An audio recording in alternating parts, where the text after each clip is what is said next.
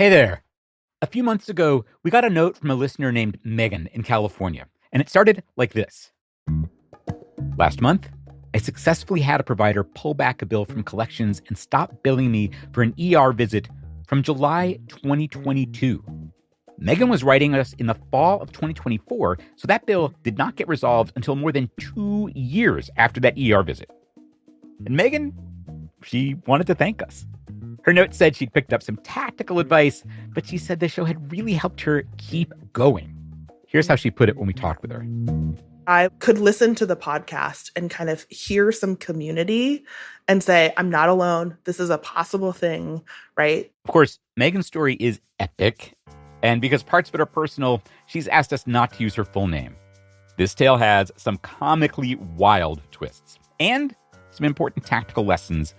And it's Meagan's reflections on the whole journey that I especially want to share with you. This is An Arm and a Leg, a show about why healthcare costs so freaking much and what we can maybe do about it.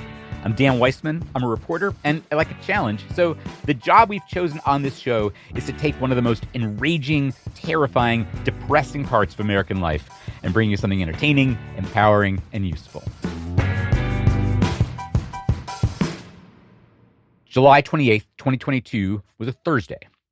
Meagan woke up to a brand new experience. Vertigo. Nausea, dizziness, the works.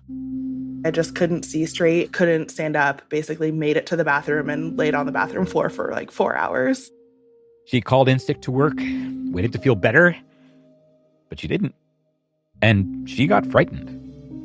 I think what was scariest about it is that I didn't know why I had it.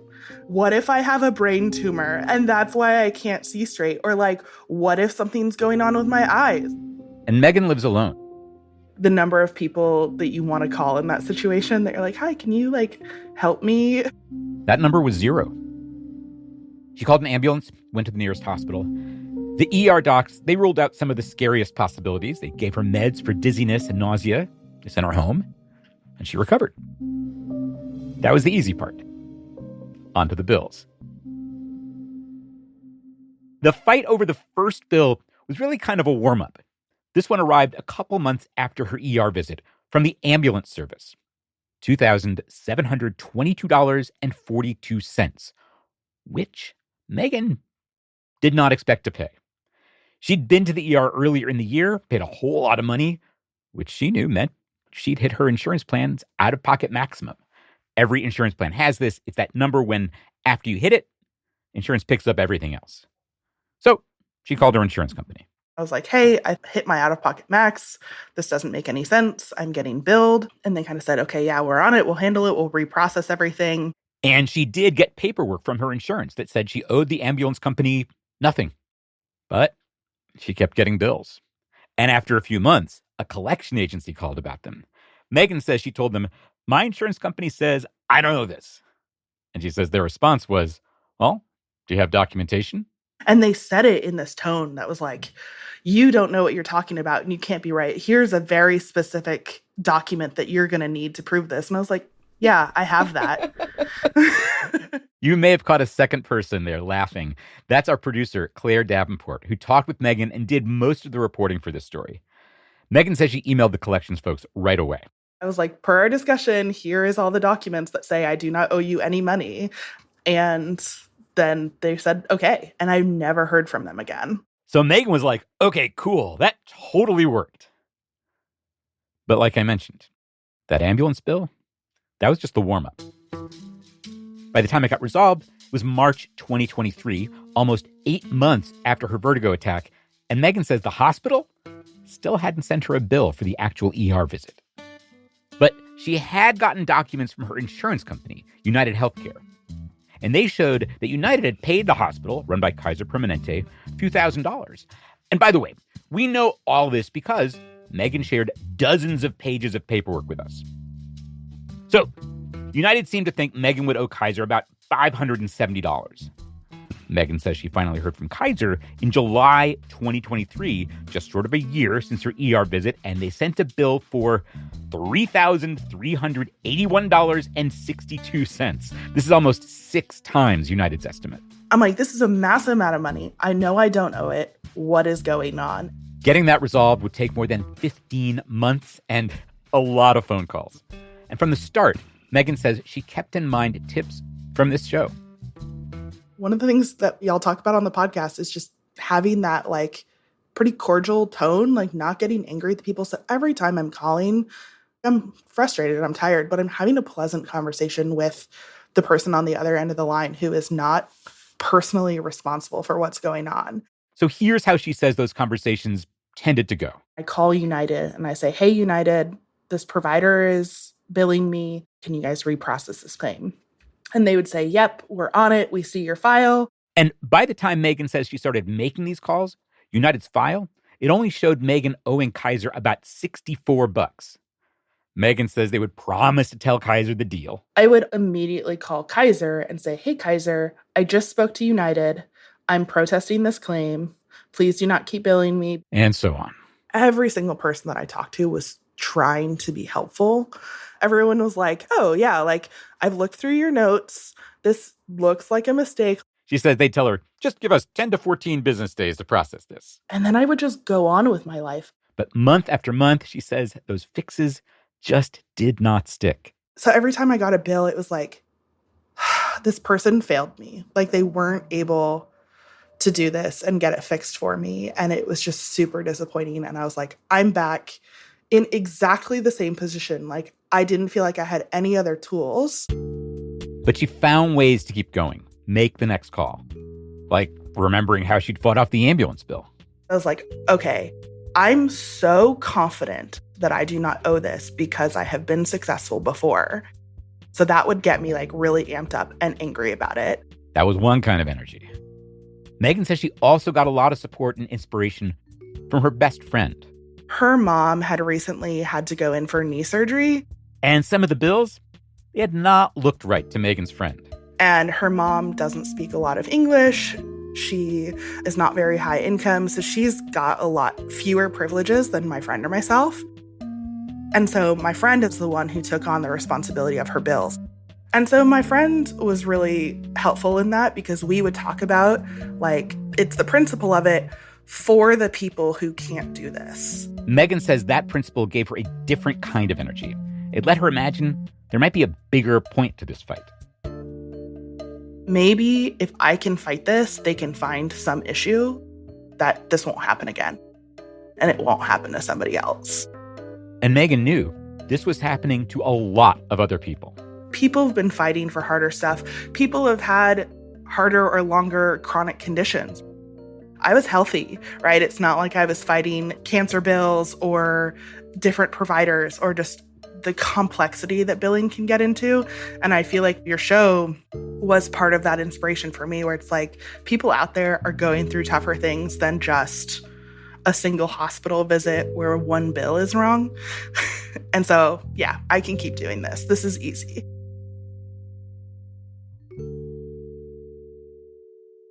So month after month, Meagan says she just kept making that next call. And after a while, she tried some new tactics. After she got a bill dated December 24th, Christmas Eve, she tried something new. She sent Kaiser a fax of the statement from her insurance saying she owes $64, not $3,000. And she says she called Kaiser to follow up. Got a guy on the phone. I was like, did you get it? And he was like, I can't confirm that we've received it. It takes X amount of days.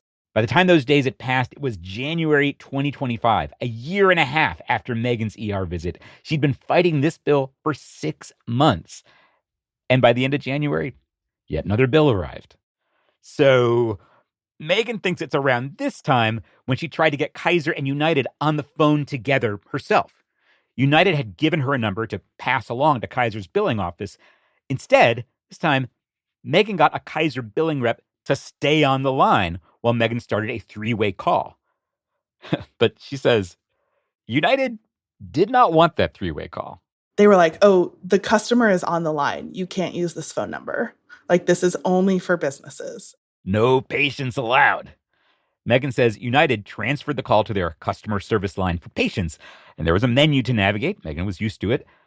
The Kaiser rep, not so much. So we did the whole like click number 6, click number 1, enter your, whatever. And we'd maybe been on hold for like 3 or 4 minutes. And she's like, this is ridiculous. What are they doing? Why have we been here for so long? I'm like, ma'am, it's been 3 minutes. Like, let me tell you what my life has been like lately. I was like, I know this music. I can tell you everything that's coming. Like, the problem did not get solved there. Bills kept coming.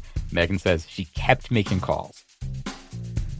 And then, in June, a United Healthcare rep gave Meagan a suggestion that turned things around. That's next.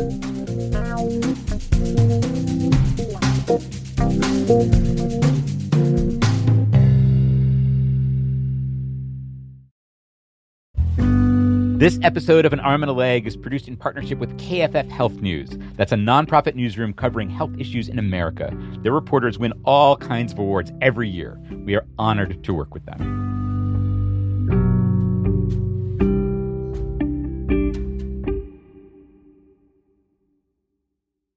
Meagan's big call with United Healthcare rep did not start with a very hopeful-sounding prognosis. She says the rep told her, I don't think there's anything more that we can do. Like, we've provided all this information to Kaiser. We don't know why they're getting it. We've followed all of their instructions. But she says the rep did have something to offer. Legal recourse, right in the paperwork United had sent Meagan. The United representative was like, yeah, look at your explanation of benefits. There was language that she pointed out to me that said, you do not owe this bill and you have rights. And Meagan says the United rep told her about a free legal hotline.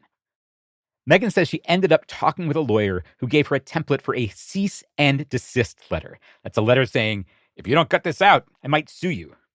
That template cited state and federal laws. Meagan filled in details about how Kaiser might be violating those laws by billing her for money she didn't know.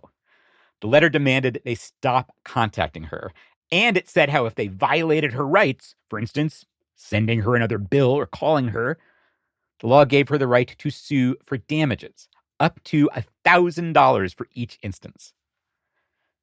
Meagan sent her letter certified mail. She shared the receipt with us. And as she told Claire, this was actually the emotional high point of the whole epic. I was walking around and I was like telling a couple folks, I'm like, I just sent a cease and desist letter to Kaiser. And they would be like, oh my gosh, I'm so sorry. But for me, I was so excited. It's the first point at which I felt that I had the power. Like, all of this situation the whole time along the way was like, I'm reliant on Kaiser. I'm reliant on United for these people to do things. And so that was flipping the script for me where I'm like, no, I'm a badass. And then 2 months later, she got another bill. This one said final notice. It said if she didn't pay up, Kaiser would send her to collections. So Meagan says she made the next phone call. And almost by accident, she found herself saying what turned out to be the magic words. I laugh at how I handled this because I called Kaiser. It was a really, again, very cordial conversation. I was like, hey, I sent you guys a cease and desist. I received another bill. What's going on? And they were like, not sure, don't have it in your file that we ever received anything, don't have any record of that here with this claim. And I asked it as a question. This is what's so funny to me. I was like, so like, do I have any other options than to sue y'all? That's awesome. That's the kindest way I've ever heard of someone threatening to sue. It's so funny in retrospect because in the moment, it didn't feel like a threat. It was just like, this is the next step, right? Like, I've done all the things that I'm supposed to do and it's not working. And so I think now we have to go to court. Like, and that's where Kaiser came back and was like, no. Like, we don't have to go to court. They immediately were like, I'm going to go ahead and transfer you to someone. Meagan says the woman she talked to, Angie in her notes, seemed to take her seriously. She was like, I will pull your letter out of collections. I will call you in 3 days. And it was just after that, everything was boom, boom, boom, boom, boom. It took a few weeks. Meagan says Angie kept giving her status reports. Until finally one day I got the call and she was like, it's done. It's settled. You owe us $64. And Which is like a huge win, but also I was like, could I also not pay that $64 at this point? Not quite. Meagan says Angie transferred her to someone who would take that $64 payment. And she goes, is this hospital visit from 2022? She was shocked. She was like, this might be the oldest bill that I've ever processed. Like, and I was like, yeah. So it was done. We asked both United and Kaiser about Meagan's story. They responded by email. United said they were glad their staff were ultimately able to help. Kaiser said Meagan's experience, quote, was unusual and should not have happened. It was understandably frustrating for her, and we offer our apology. Kaiser also blamed United for everything. They said all the bills they sent Meagan, quote, were based on incorrect information from her insurer, which repeatedly provided us with wrong amounts for the patient's responsibility, all while providing different information to the patient, unquote. Which conflicts with Meagan's recollections and the documents she shared with us. For instance, there's paperwork Meagan got from United saying basically, hey, just FYI, here's a copy of a letter we just sent Kaiser, and that letter shows Meagan's responsibility as being exactly the amount Kaiser ultimately accepted. Okay. Meanwhile, Meagan is definitely still working through her feelings about the whole thing. One of them is actually disappointment. Meagan says one of the things that kept her going was the hope that she could help Kaiser identify a systemic problem and fix it. By the end, it wasn't really about the money. After the first 6 months, Kaiser actually reduced the amount they were billing her for. Meagan says she still doesn't know why, from $3,000 and some dollars to $500 and some, which she says she could have paid, no problem. $500 for me was easy, but I know it's not for someone else. And that's where I would always like pull back that strength and be like, this is all about an opportunity to get something fixed. I want this to not happen to other people. It's almost a little bit of a pipe dream to hope that that's going to happen. But I know for a fact it never happened because one person handled my case and then that was it. So disappointment is one feeling. Another one is fear. Meagan says she may be more scared now than when she was fighting the bill. She compares it to the day she called the ambulance, her vertigo attack. I almost didn't have the mental capacity on that day to be scared. Everything that I did that day was about putting one foot in front of the other. I was like, okay, like, this is not good. I have to get to the hospital. If I have to get to the hospital, like, I need to call an ambulance. If I need to call an ambulance, I need to find out where my phone is. Okay, I've gotten to my phone, but if I call an ambulance, my front door is locked, and I don't want them to break my door down, or like, how are they going to get in? I like crawled to my front door, and I opened the door, and I just laid at my front door until the EMTs were there. That progression that I just told you probably took about 6 hours, right? Like, it was just terrible. But I didn't have time to be scared. And Meagan says while she was actually fighting the bill, she was also just taking the next step each time. The scary part for me is actually today. Like, I don't believe that it's over. I am still scared that I'm going to get another bill in the mail, that they're going to make some other mistake that says, oh no, she still owes this money. And I have to keep all these records to show them that that's not true. And I don't know when that ends. Meagan says she asks herself if she would do it all again. And given the disappointment, all the work, even the fear she still carries, she's not sure. It's hard in retrospect to know if any of it was worth it, because I could have just paid $500 and never thought about it again. And that's really, really hard to wrestle with. But Meagan's not sure she wouldn't do it again. She's definitely got things she's learned to appreciate, like consumer protection laws. Meagan didn't learn about some of her rights until a United healthcare worker pointed them out, but they were printed on the paperwork she'd been getting every month. When push came to shove, it was written right there. You could point to it. And someone somewhere in California fought for that and made that a law. And I don't know who they are, but like every little element of that law coming through to support me, I'm very thankful for because it helped me so much. And as Meagan told my colleague Claire, when friends mention medical bills they're fighting, she likes to encourage them. I like to tell my friends the story of like, oh, I fought a medical bill and I won. And I kind of just leave it at that, right? I want to give them the fact, like there is a data point that says sometimes you can fight medical bills successfully. And if you need to talk about anything, like I'm here for you. We should create like a little badge saying, I fought a medical bill and I won, or something like that. Like a little, like, I'm thinking of like a Girl Scout badge, like something you could put on your backpack. Exactly. Exactly. Like iron on. Ask me about fighting medical bills. I love that idea. That's something we should totally do. I'm going to tell Dan about that. I love it too, because this is what I especially love about Meagan's story. Meagan says our show encouraged her to take action and keep going, and now she wants to give encouragement to other people. And a long time ago, a friend of mine pointed out what is so cool about that word encouragement. Like, break it down. Encourage. It's like filling someone up with courage. It makes me so happy to think that this show encouraged Meagan. And that thought makes me encouraged. And that is what I want to keep doing, keep passing along. Of course, I also want to share some of the tools that Meagan discovered along the way. For starters, there's that sample cease and desist letter that the lawyer shared with her. Some of the laws it cites are California specific, but California's a big state. Maybe you live there. Wherever you live, you'll have some of your own work to do, making sure that the circumstances there apply to you. I'm not a lawyer. We don't give legal advice here, but this is a darned interesting place to start. I also want to shout out a hack Meagan developed, using the Notes app on her phone to make a cheat sheet she would always have with her. I did most of these phone calls from work.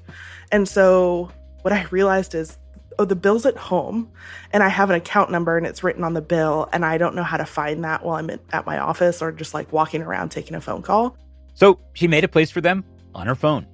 That is a tip I definitely intend to copy. We'll share more takeaways in our First Aid Kit newsletter. If you're not signed up, the place to go is armandalegshow.com/firstaidkit. And we'll have a new episode for you in a few weeks. Till then, take care of yourself.